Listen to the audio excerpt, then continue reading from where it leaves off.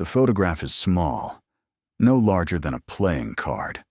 Its edges have yellowed unevenly, as though the paper itself tried to pull away from what it contained. It was taken in the autumn of 1907, in a town called Harrowfield, Illinois, a place that no longer appears on modern maps. The image shows a wedding party. 7 figures stand on the steps of a small clapboard church. The groom is on the left. His name was Thomas Alder Crenshaw. He is 26 years old in this photograph. His suit is dark. His posture is rigid. His eyes are open. But they are not looking at the camera. They are looking at the bride. Judith Crenshaw stands at the center of the frame. She's wearing a white dress with a high lace collar. Her hair is pinned beneath a short veil. Her bouquet is composed of what appear to be wild asters and dried lavender. She's smiling. And this is where the photograph becomes a problem. Because according to every official record filed in Harrowfield between October the 11th and October the 15th of 1907, Judith Crenshaw had been dead for 3 days when this photograph was taken. Look closer. Look at her hands. The bouquet is not held in her fingers. Her fingers are curled inward, stiff, the knuckles locked at unnatural angles. The stems of the flowers appear to have been threaded between her rigid digits, woven in place. And there is something else. Her feet. She is the only figure in the photograph who does not cast a shadow consistent with the afternoon sun. The light falls from the upper right. Every other figure produces a shadow extending to the lower left. Judith's shadow falls directly beneath her, straight down, as though the light did not know where she was standing. To understand what happened to Judith Crenshaw, you must first understand the world she lived in. 1907, the tail end of an era that could not decide whether it believed in God or in the microscope. In small towns like Harrowfield, the answer was usually both, and neither, depending on the day. The air in Harrowfield smelled of rendered tallow and coal smoke. In autumn, the slaughterhouses on the eastern edge of town operated at full capacity, and the wind carried with it a sweetness that was not sweet at all.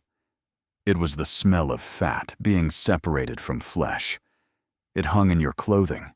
It followed you to church. Medicine in 1907 was a discipline in violent transition. Germ theory had been accepted for barely a generation. The stethoscope was trusted. The X-ray was still regarded with suspicion in rural communities. Anesthesia existed, but in towns like Harrowfield, the doctor still made house calls with a leather bag containing laudanum, a bone saw, and a copy of Osler's Principles and Practice of Medicine. Death was diagnosed by 3 methods. The mirror test, a small glass held beneath the nostrils to detect breath. The pulse test, 2 fingers pressed to the radial artery for no fewer than 60 seconds. And the pupil test, a candle flame passed before the eyes to observe dilation. If all 3 tests returned negative, you were dead. There was no electroencephalogram, no cardiac monitor, no blood oxygen measurement. And this mattered, because the fear of premature burial was not irrational in this period. It was statistically justified. In 1896, a British medical journal estimated that as many as 1 in every 300 burials in rural England involved a body that was not, in the strictest physiological sense, finished dying. Patents for safety coffins, equipped with bells and air tubes, were still being filed in the United States as late as 1908. Photography, too, occupied an unsettling position. Post-mortem photography was common. Families posed their dead in chairs, propped open their eyes with small ivory pins, and dressed them in their finest clothing. The resulting images were kept in parlors, on mantels, beside portraits of the living. The camera, in 1907, did not distinguish between the living and the dead. It recorded surfaces, and surfaces could lie. Judith Eleanor Crenshaw was born on March the 14th, 1882, in the upstairs bedroom of a farmhouse 4 miles south of Harrowfield. She was the third of 5 children born to Amos and Clara Crenshaw. Her father raised hogs and grew winter wheat. Her mother kept a small apothecary garden and was known in the community for her tinctures, particularly a valerian preparation she sold for sleeplessness. Judith was, by all accounts, unremarkable in the ways that history usually measures. She attended the Harrowfield Common School until the age of 14. She could read. She could cipher.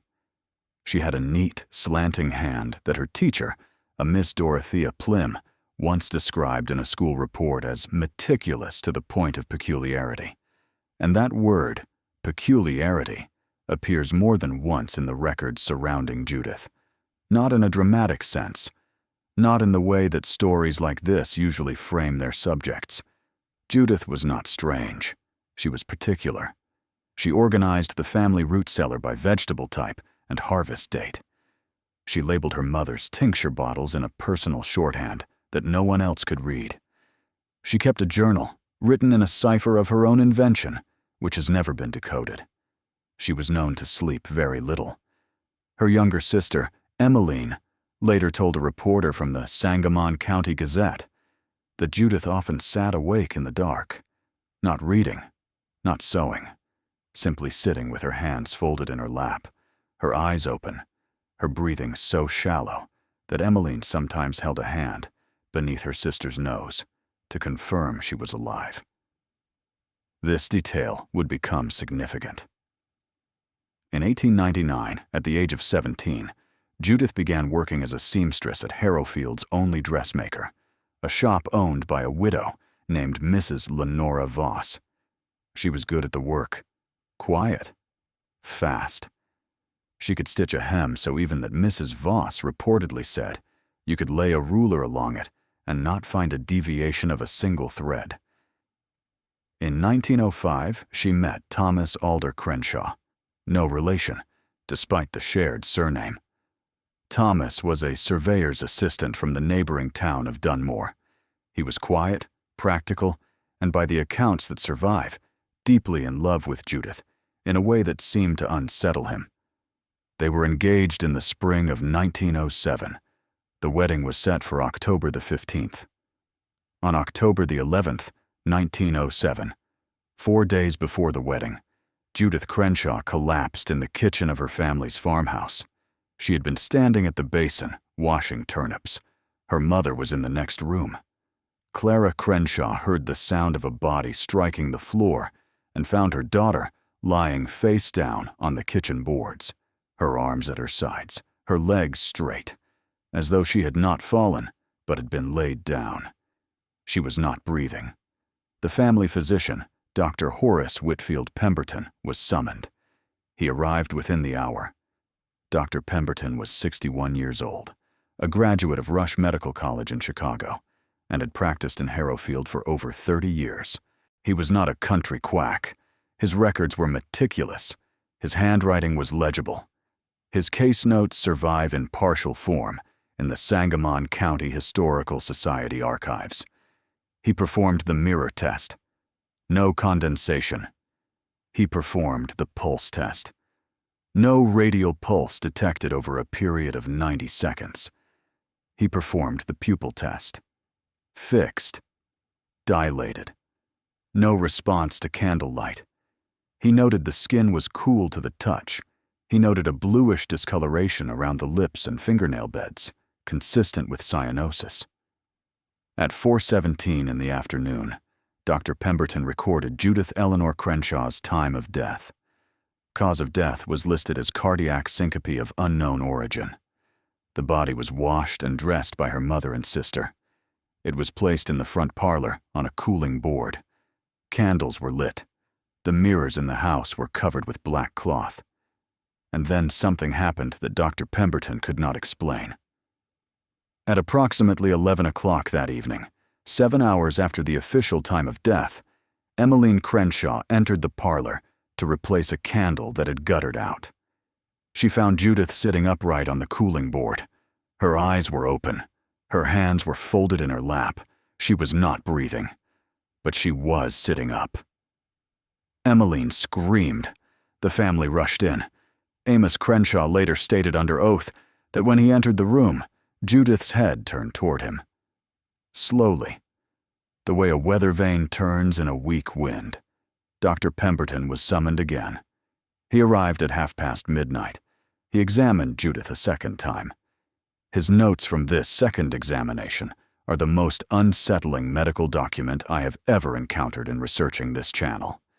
He writes, and I will read his words exactly. Patient is seated upright without apparent muscular support.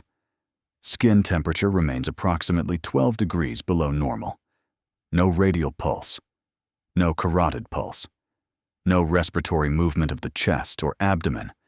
Pupils fixed and dilated. Corneal reflex absent. Lips and extremities remain cyanotic. Despite these findings, the patient exhibits voluntary motor function. When addressed by name, the head rotates toward the speaker. The mouth opens and closes, though no sound is produced.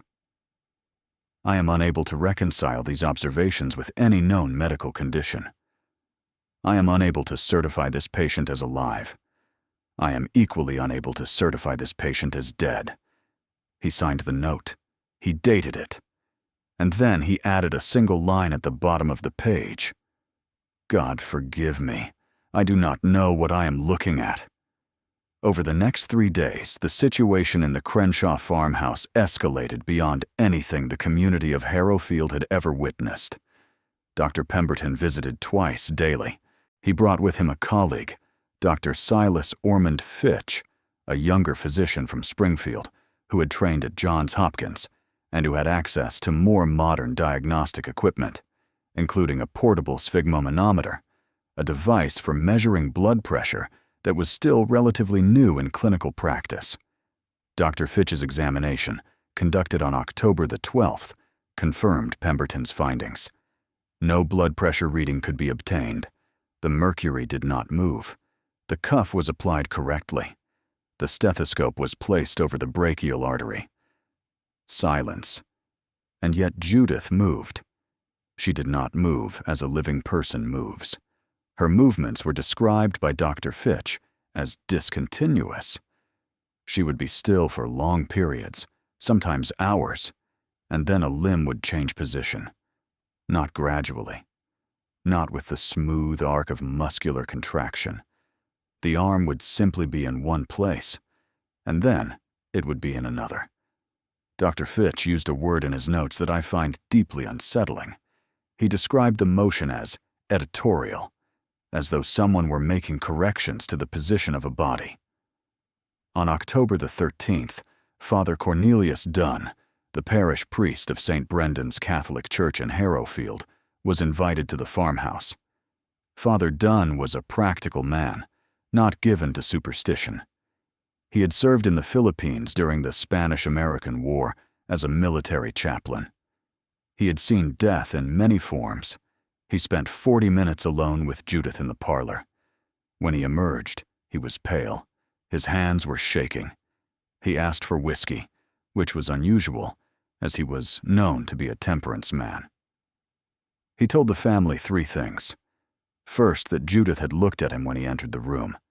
Not merely turned her head, but looked at him with what he described as recognition. Second, that when he began to administer last rites, her mouth had opened and a sound had emerged. Not speech, not a moan. He described it as a sustained exhalation, like air being released from a sealed vessel, except that her lungs, as far as any physician could determine, contained no air. Third, and this is the detail that Father Dunn refused to repeat publicly for the rest of his life, but which was recorded in a sealed letter found after his death in 1931. He said that when he touched the holy water to her forehead, her skin moved, not her body. Her skin. It rippled, the way the surface of a pond ripples when something moves beneath it. By October the 14th, the day before the scheduled wedding, The situation had drawn attention beyond Harrowfield. A reporter from the Sangamon County Gazette, a man named Edwin Price, arrived at the farmhouse and was permitted to observe Judith from the doorway of the parlor. His account, published on October the 19th, is meticulously documented and remarkably restrained for the period. He describes Judith as seated in a wooden chair that had been placed in the parlor. She was wearing a plain gray dress. Her hair was unpinned and hung loose.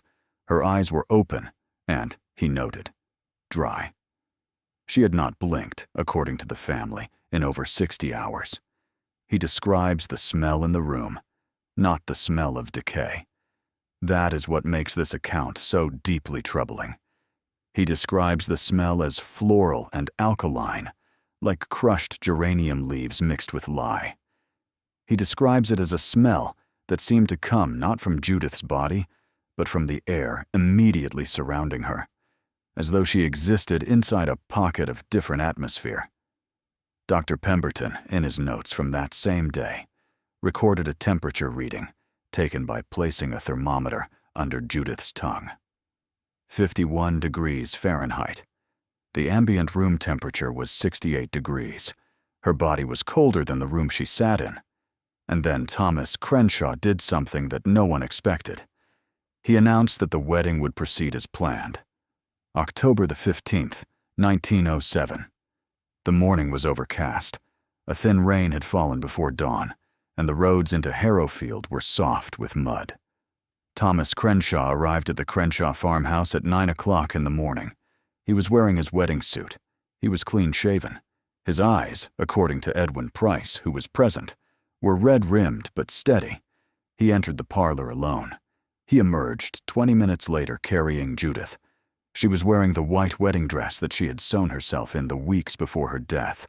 The high lace collar, the pearl buttons, the veil. Her body was rigid. Her arms did not hang. They remained fixed at her sides, the fingers curled inward, the joints locked. Thomas carried her to a wagon and drove to St. Brendan's Church.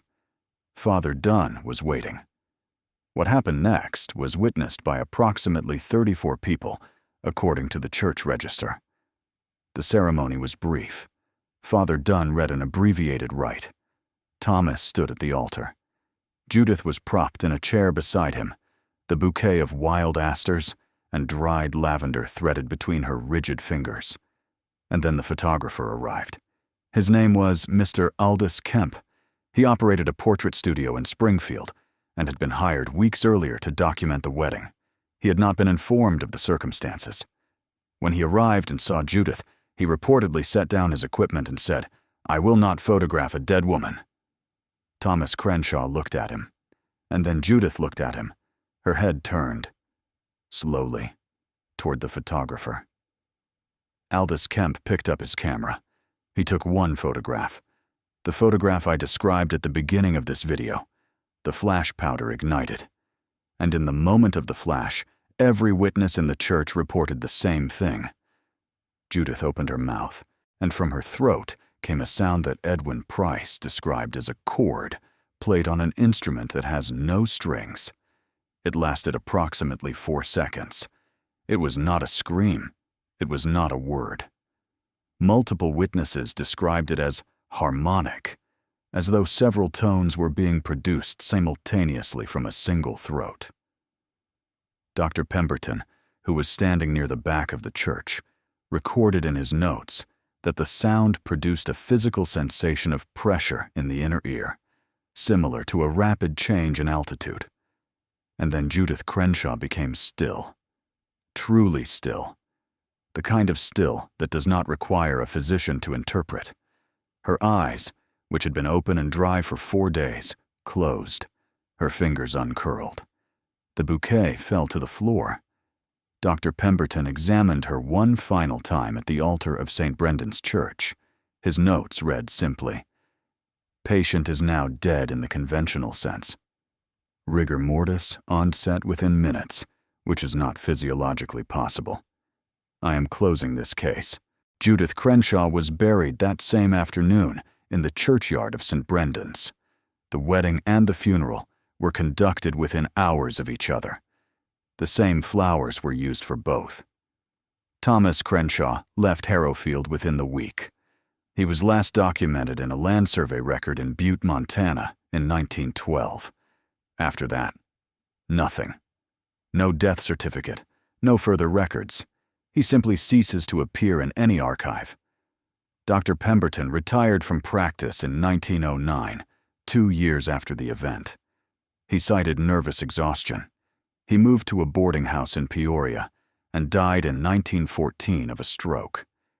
His case notes were donated to the Sangamon County Historical Society by his nephew in 1938, where they remained uncatalogued for decades. Father Dunn never spoke publicly about the event. His sealed letter, discovered after his death, was opened by the diocese in 1952 and promptly resealed. It has not been made available to researchers. The photograph taken by Aldous Kemp was published once in the Sangamon County Gazette on October the 19th, 1907. The original glass plate negative was stored in Kemp's studio in Springfield. That studio burned to the ground in 1911. The cause of the fire was never determined.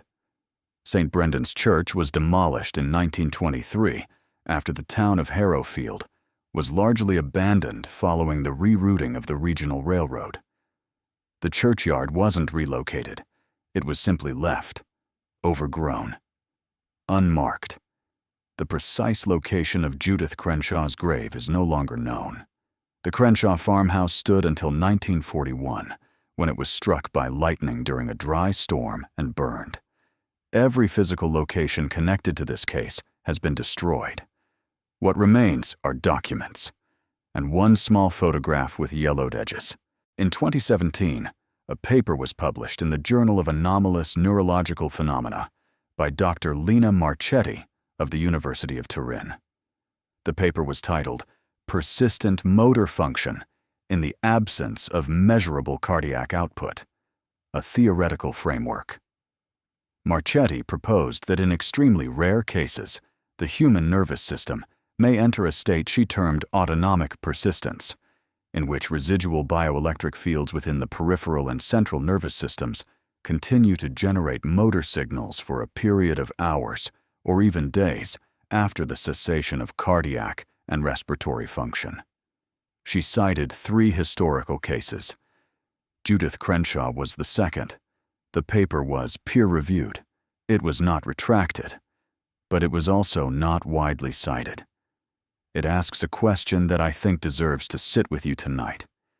If the body can move without a heartbeat, if the eyes can track a voice without a living brain behind them, if the mouth can produce sound without breath, then what exactly do we mean when we say, someone is dead? And more importantly, what do we mean when we say someone is alive? If this story unsettled you, subscribe to Forgotten Dread Tales. Leave a comment telling me what you think Judith was trying to say. And remember, the dead do not always agree with the living about when they are finished.